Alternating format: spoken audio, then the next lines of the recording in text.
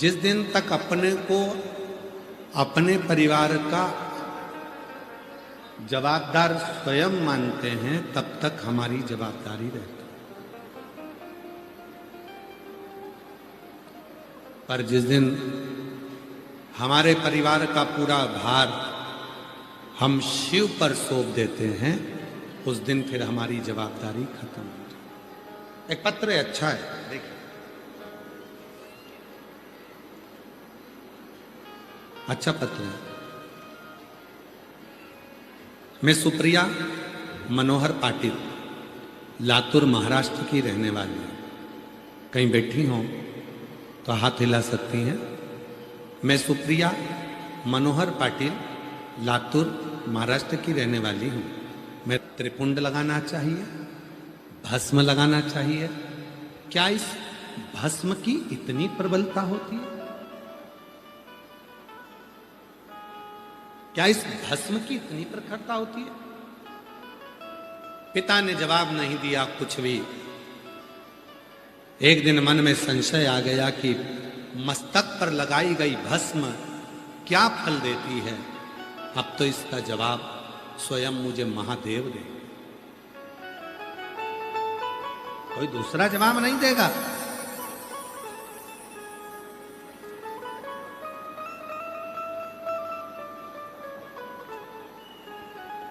अब जवाब देंगे तो देंगे महादेव देंगे।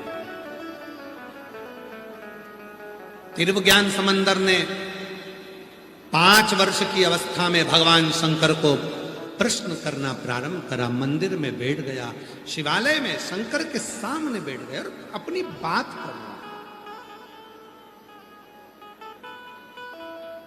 ए मेरी जीजियों, ए मेरे जीजाओं, मेरी बेटियों, बेटाओं, मेरे बुजुर्ग माँ बाप, शंकर के मंदिर में जाओ तो शिव से थोड़ी सी बात करो।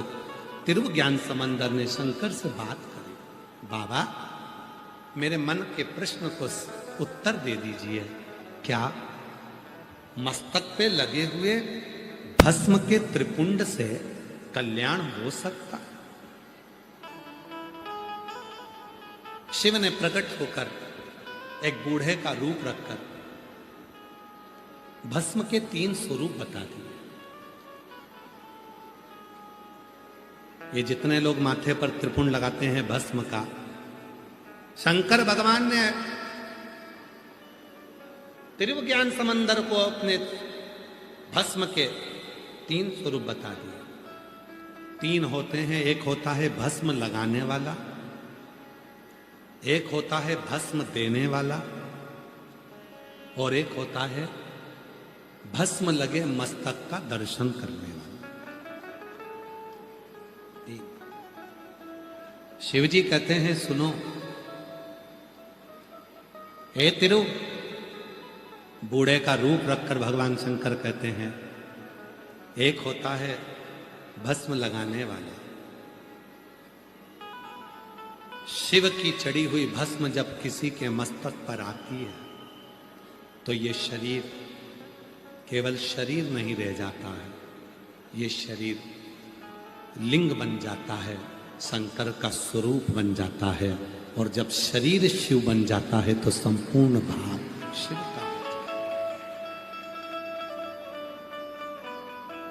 आप देखिएगा, जिनके मस्तक पर त्रिपुंड लगा होता है उनके चेहरे को देखोगे तो आपको देखकर लगेगा कि ये शंकर का कोई शिवलिंग है, शंकर का कोई स्वरूप। दूसरा है भस्म का दान।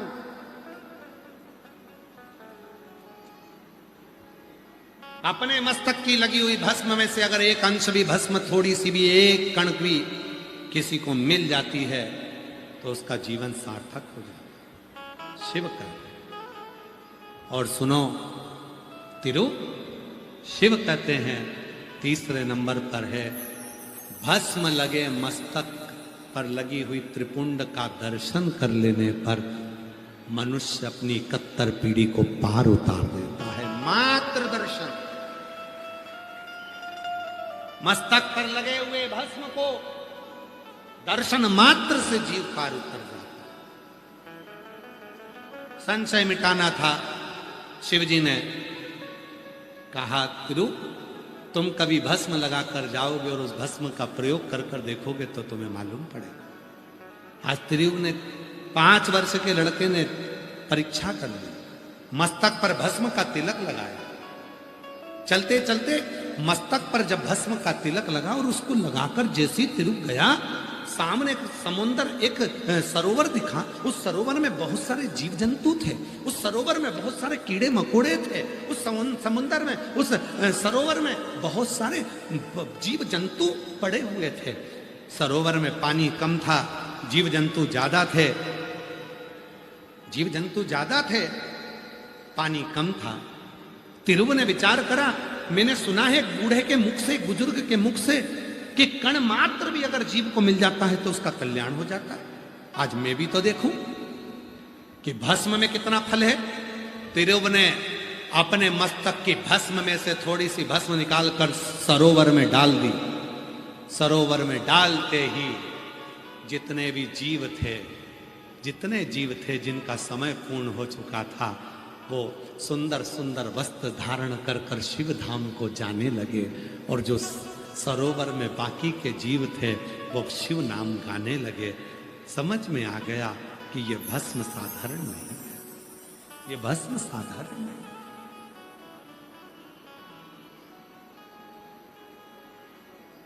ये भस्म साधारण नहीं है, समझ गया।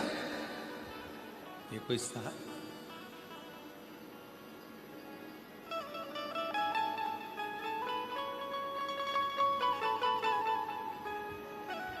तेरी कृपा बिना न हिले एक भी अणु, लेते हैं श्वास तेरी कृपा से तनो तनु।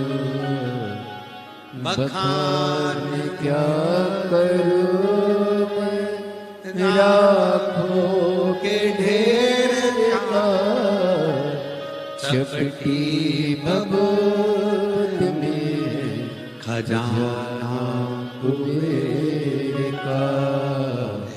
गंगाधर मुक्ति ओंकार तू, भोले ओंकार तू, आयो शरण त्यार शंभु तार तार। एक भस्म जगत जननी जगदम्बा पार्वती जी ने कह दिया था कार्तिकेय, ये तारकासुर के हृदय में शिव बसते हैं, और जो शंकर का भक्त होता है, जो शिव का उपासक होता है, उसके हृदय को घात नहीं पहुंचाना चाहिए। जो शिव का भक्त है, जो भगवान शंकर का उपासक है, उसके हृदय को चोट ना पहुंचाए। भला किसी का कर ना सको तो बुरा किसी का मत।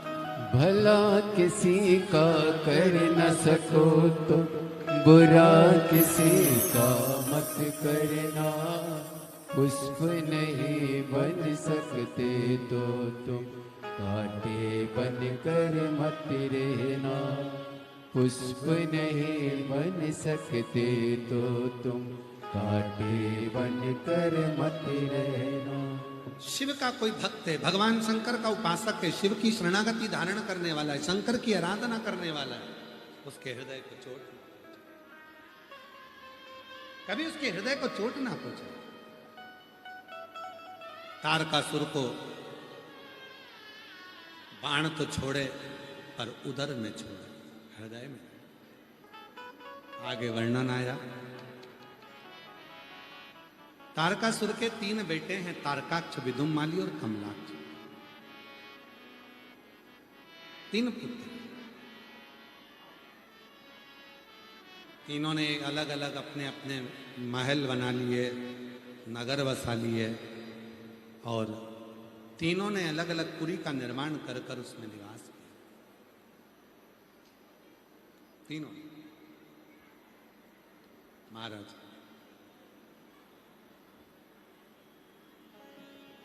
भगवान देवाधिदेव महादेव, मेरे ओघड़दानी, त्रिकालदर्शी, कैलाशी, अविनाशी शिव, पशुपति नाथ बनकर जा रहा है। एक बड़े नंदी का रूप रखकर देवताओं को पशु बनाकर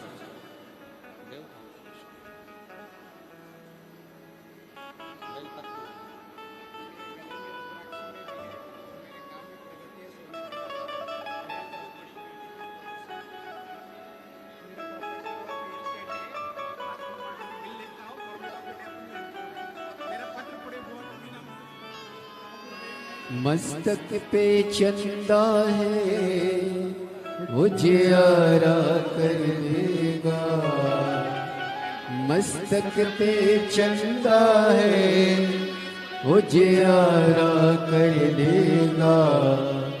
मेरा भोला भंडारी है खाली झोली भरेगा, मेरा भोला भंडारी है खाली झोली भर देगा। जो दिल से मांगोगे वो 19 साल के बाद हुआ है। एक बार जोरदार ताली बजाएं। जो दिल से मांगोगे वो दिल से देगा, मेरा भोला भंडारी है खाली झोली भर देगा, मेरा भोला भंडारी है खाली झोली भर देगा। 14 वर्ष के बाद हुआ है। एक बार जोरदार ताली बजाएं। 14 वर्ष।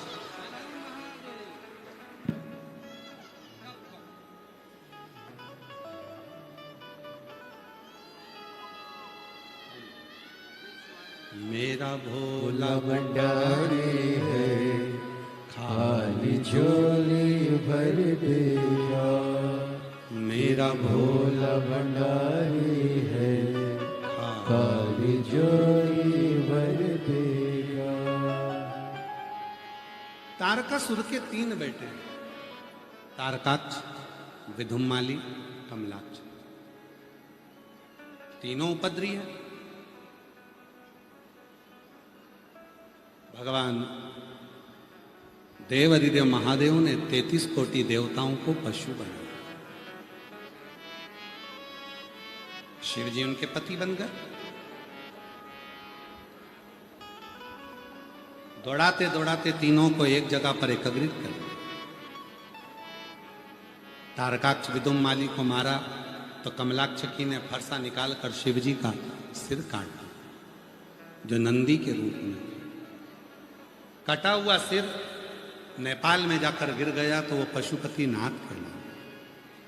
धड़ केदार के रूप में पुजाने लगा, केदारेश्वर महादेव। भगवान शिव को लगा अगर ये आज नहीं मरा तो कभी नहीं मरेगा, तो भगवान शंकर अपने असली स्वरूप में प्रकट।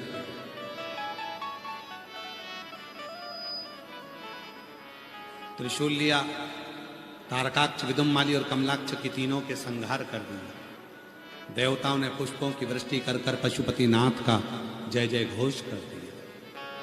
बोल पशुपति नाथ भगवान की जय। 3 हैं, एक है पशुपत योग, एक है पशुपत अस्त्र और एक है पशुपत व्रत।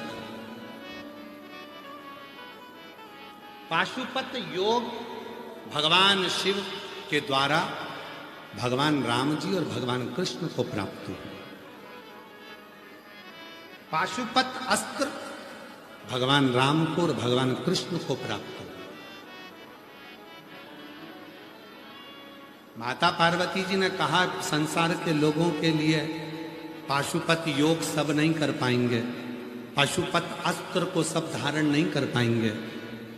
प्रभु पशुपत व्रत ऐसा व्रत हो कली काल में जो उस 5 सोमवार के व्रत को करे उसकी मनोकामना पूरी हो जाए। शिव जी ने वो पशुपत व्रत को प्रकट कर दिया। पाशुपत व्रत 5 सोमवार का होता है। कितने दिए लगते हैं?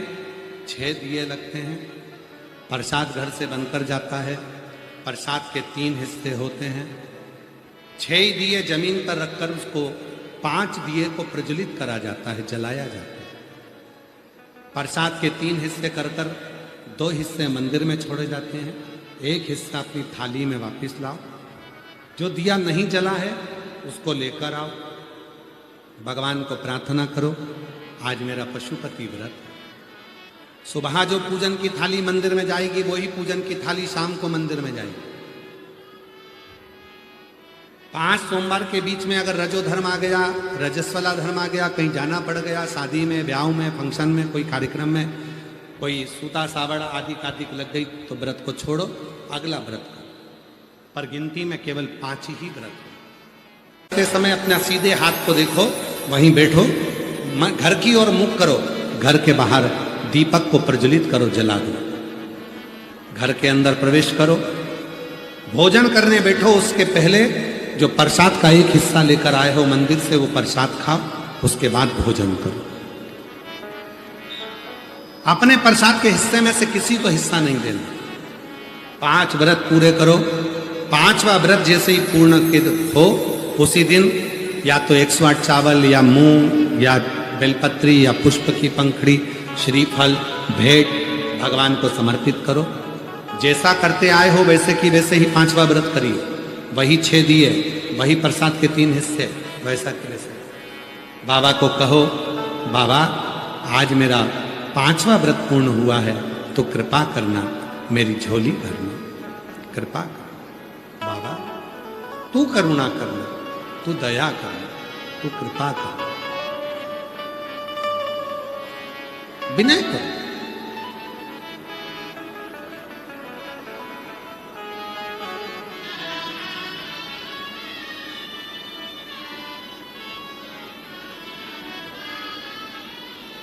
निवेदन कर कर बाबा को अपने 5 व्रत पूर्ण करो।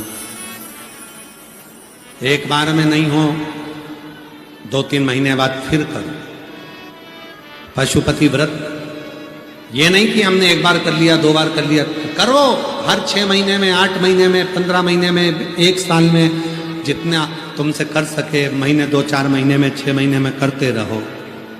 क्योंकि पाशुपत योग हम नहीं कर सकते, पाशुपत अस्त्र को प्राप्त नहीं कर सकते, तो कम से कम पशुपति व्रत कर कर अपने घर को, परिवार को, जीवन को सार्थक कर सकते हैं। पशुपति